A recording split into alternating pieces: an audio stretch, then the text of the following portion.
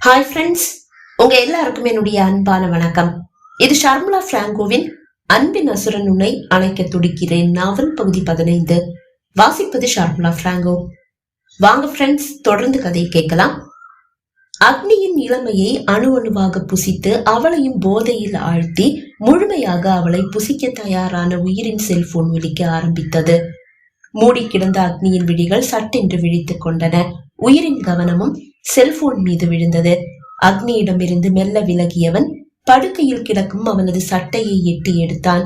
அதன் பாக்கெட்டில் கிடந்து ஒலிக்கும் செல்லை வெளியே எடுத்தவன் அம்மா என்று கண்டதும் உடனே அழைப்பை ஏற்றான். சொல்லுங்கம்மா. அதற்குள் அக்னி போர்வைக்குள் தன்னை மறைத்துக் கொண்டாள். உயிர், நந்திதா ஆப்பிள் விட்டும் போது கத்தி அவ கையில பட்டு நரம்பு கட்டாயிடுச்சுப்பா. அவ மயங்கி கிடக்குறா. மாமா வேற வீட்டுல இல்ல, ஆம்பளைங்க யாருமே இல்ல. நீ கொஞ்சம் சீக்கிரமா கீழே இறங்கி வா, அவளை ஹாஸ்பிட்டல் கூட்டிட்டு போகணும். என்னம்மா சொல்றீங்க? நீ முதல்ல கீழே வாப்பா. இதோ வரேம்மா என்றவன் அழைப்பை துண்டித்து விட்டு அக்னியை பார்த்தான். நந்திதாவுக்கு ஏதோ பிரச்சனை, நான் அவளை ஹாஸ்பிட்டல் கூட்டிட்டு போறேன் என்றவன் எழுந்து தன் உடைகளை எடுத்து அணிய அக்னியும் தன் உடைகளை எடுத்து அணிந்து கொண்டாள். இருவரும் ஒன்றாக தான் மாடி இறங்கி வந்தனர். நந்திதா அவளது படுக்கையில் மயங்கி கிடக்கிறாள். அவளது இடக்கையிலிருந்து இப்போதும் ரத்தம் வழிந்து கொண்டேதான் இருக்கிறது. ஏதோ துணி வைத்து கட்டி இருக்கிறார்கள், ஆனால் அதையும் தாண்டி ரத்தம் வழிகிறது. அத்தை அவள் அருகில் அமர்ந்து அழுது கொண்டிருக்கிறார்.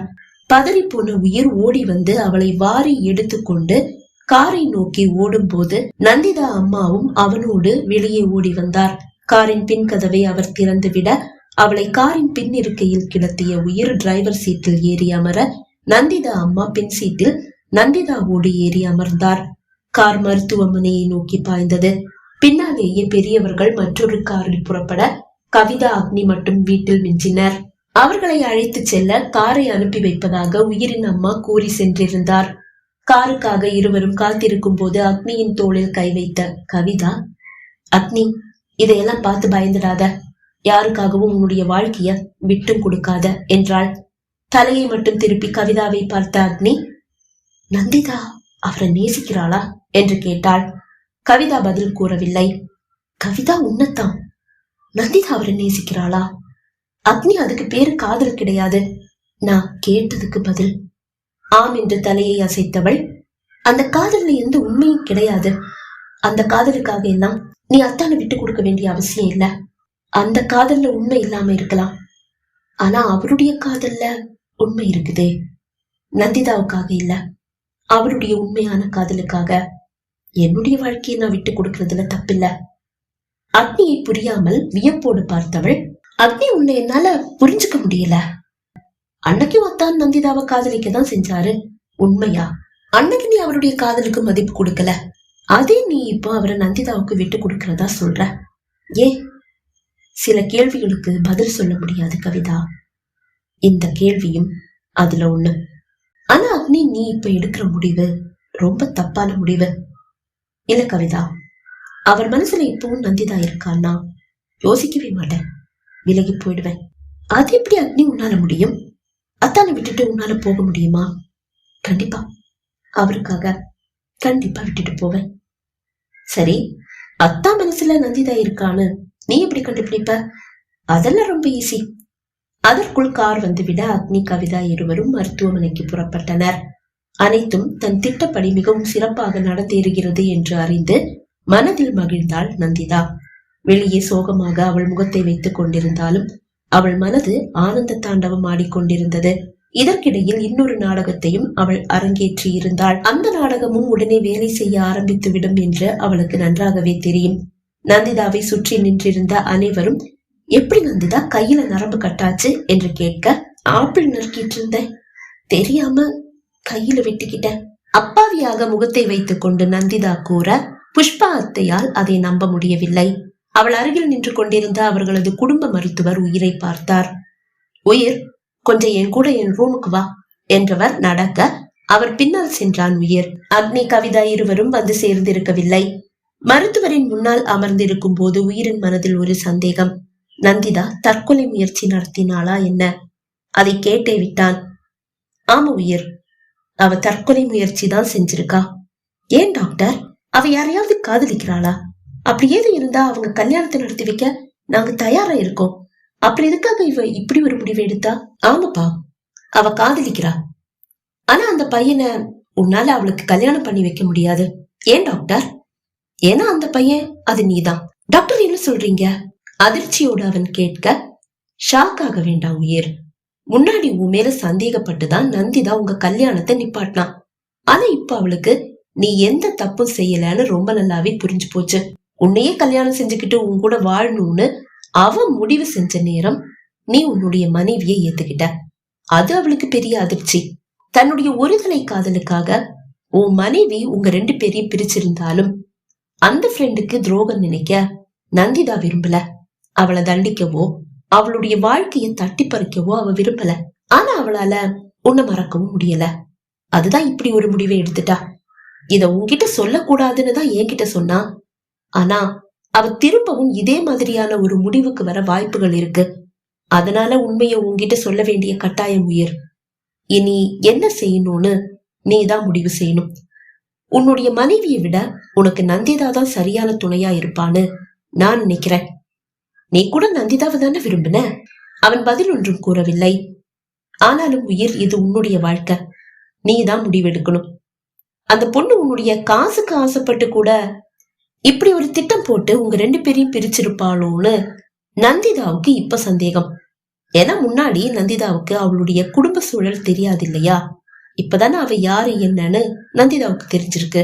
பணத்துக்கு ஆசைப்பட்டு உன்னை கல்யாணம் பண்ணிக்கணும்ன்ற எண்ணத்தோட உங்க 2 பேரையும் பிரிச்சுட்டான்னு நந்திதா இப்ப நம்புறா. ஆனா இதையெல்லாம் உன்கிட்ட சொல்ல அவ விரும்பல. தன்னுடைய தோழியை காட்டி கொடுக்க அவ விரும்பல. உண்மையிலேயே அவ கிரேட் தான்.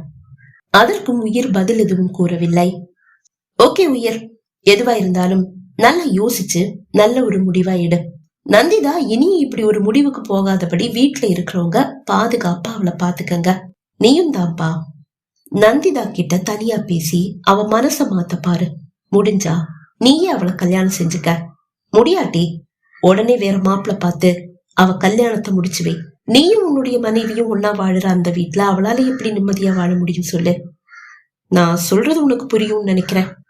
புரியுது டாக்டர். சரிப்பா, நீ போய் நந்திதாவை பாரு என்று அவர் கூற ஒரு எந்திரமாக எழுந்து வெளியே வந்தவன் எதிரில் நடந்து வரும் அக்னி, கவிதா இருவரையும் கண்டு அப்படியே நின்றான். அத்தான் நந்திதாவுக்கு இப்ப எப்படி இருக்கு? கவிதா கேட்க அக்னி அவனையே ஆழமாக பார்த்தாள். அவன் முகத்தில் ஒரு சோகம் நிழலாடுகிறது. ஏனோ அவனால் அக்னியை எதிர்கொள்ள முடியவில்லை. அவளை அவன் ஏறிட்டு பார்க்கவும் இல்லை. இப்ப நல்லா இருக்கா என்றவன் நந்திதா அறையை நோக்கி நடந்தான். அக்னியும் கவிதாவும் அவன் பின்னால் சென்றனர். இதற்கிடையில் அவர்களது குடும்ப மருத்துவர் வழியாக நந்திதா உயிரை நேசிக்கிறாள் என்ற செய்தி வீட்டார் அனைவரின் செவியையும் எட்டி இருந்தது.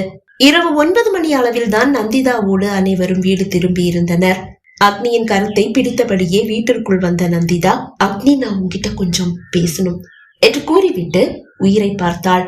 உயிர் அமைதியாக மாடி ஏறி செல்ல அக்னியின் கருத்தை பிடித்தபடியே தன் அறைக்கு அழைத்து வந்த நந்திதா கதவை சாத்தி தாழிட்டாள். அடுத்த நொடி சட்டென்று அக்னியின் காலில் அவள் விழ பதறி போன அக்னி ஒரு அடி விலகி நின்றாள். ஏய், என்னடி செய்யற? அக்னி, எனக்கு என்னுடைய வாழ்க்கையை திருப்பி கொடு. என்னுடைய அத்தானை எனக்கே விட்டு கொடுத்துடு அக்னி. நான் இப்ப அவரை உயிரா நேசிக்கிறேன். அவர் கூட வாழணும்னு ஆசைப்படுறேன். அவருடைய காதலுடைய ஆழத்தை புரிஞ்சுக்காம தான் நான் அவரை வேண்டாலும் தூக்கி எறிஞ்சேன். ஆனா இப்ப எனக்கு அவருடைய அன்பு புரியுது.